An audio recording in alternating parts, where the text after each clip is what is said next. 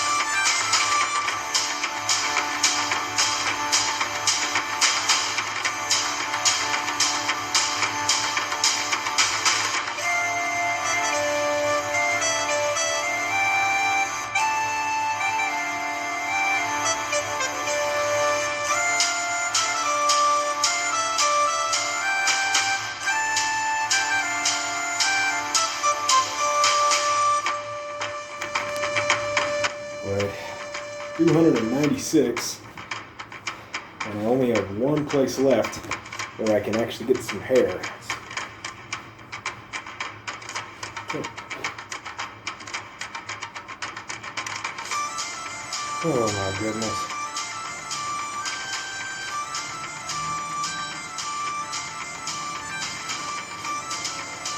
$296.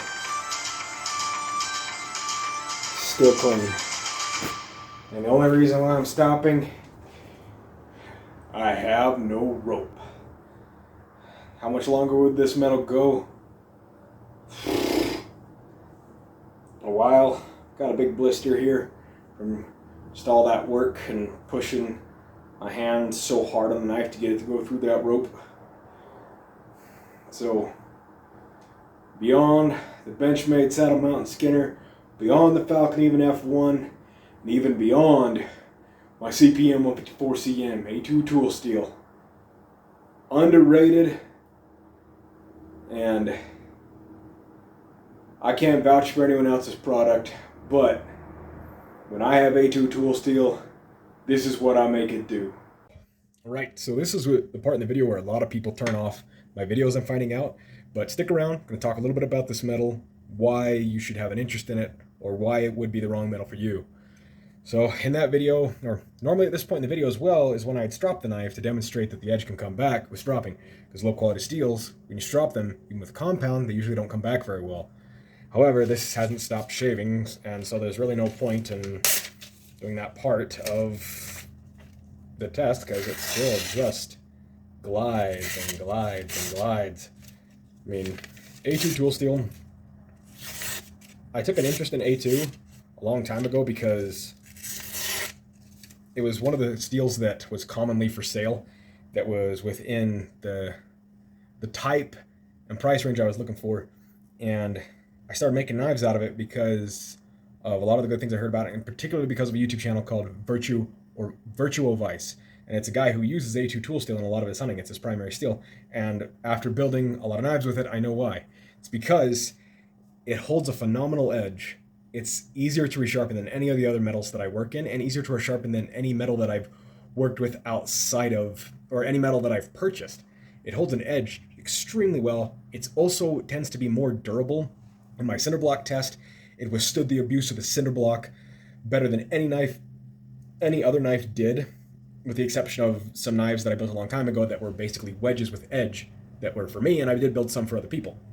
But if you can overcome your fear of it being carbon, and if you don't live in a swamp or anywhere that's way too humid, this is an excellent choice of steel. Now, the drawback is it's not stainless. It does take a little more work to maintain it, but it's kind of like a NASCAR in my opinion. Yeah, it's going to take a little more care, but you're also going to get a lot more performance out of it. The durability, the length of time that the edge stays, the ease of resharpening. The only drawback is that it's carbon, and the only reason I stopped the test is because I ran out of rope. Because 297 passes, still shaving sharp in a spot that's kind of hard to reach. And one thing that I've learned, and I think anybody else that would do this would learn, is when you run out of the hair on your forearms and on your shins, everything else on your body is harder to sharpen than your forearms and your shins. And I mean, I've shaved all the way down around my elbows, I've shaved around to the back of my arms, all of it. And so the only reason that I'm stopping this test is because this is still going and the rope is gone, and I don't know where I'd shave next if I could keep going. Other things, I like working with this metal because it doesn't require oil to quench it. Literally just hardens in the air. It's a little pricier than things like W2 and ADCRV2 and some other metals, but it just provides such a great product. And if you're not afraid of carbon, because maybe you have a knife made from an old file, maybe a knife made of 1095 or a knife made of 5160, or maybe you have a knife that's made from a saw blade or any kind of scrap metal knife. Those are all carbon. This is carbon too. The only thing is that it will blow the doors off almost anything. Soon I am going to have some knives that I'm going to make out of S90V. S90V is the same thing the Saddle Mountain Skin is made of. S90V has a really high potential for edge retention, and I want to see what happens, because I did hear from another knife maker that a lot of the really hot, premium stainless steels have about the same performance when they're above a certain hardness, or at least it's hard to tell the difference, he said. And in that conversation, we were talking about S30V, S90V, CPM 154CM, LMAX, and I think that's what we were talking about, was all powdered steels. Now, if I said anything there that you don't recognize, I apologize, but yeah, A2, in my opinion, if you're willing to do a little extra work, just wiping the blade off when you're done using it. I mean, and this is my edge that I put on here, and I can sharpen knives really well, and if you're good at sharpening, that will make a lot too. That'll mean that you will have that performance, but even if you're bad at sharpening, it's easy to sharpen, and that edge does stay longer than a lot of other metals. And at this point, I do feel like I'm kind of rambling, and this is going to be kind of a long video already with that forever and a day long cutting session, and I don't even know how far this thing would go. If my math serves me correct, I think that it would probably stop somewhere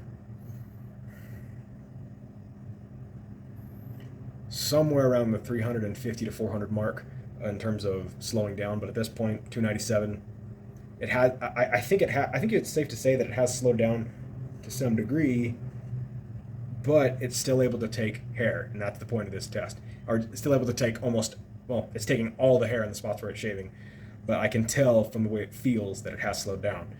I'm going to leave this right here, and I am going to call it a video.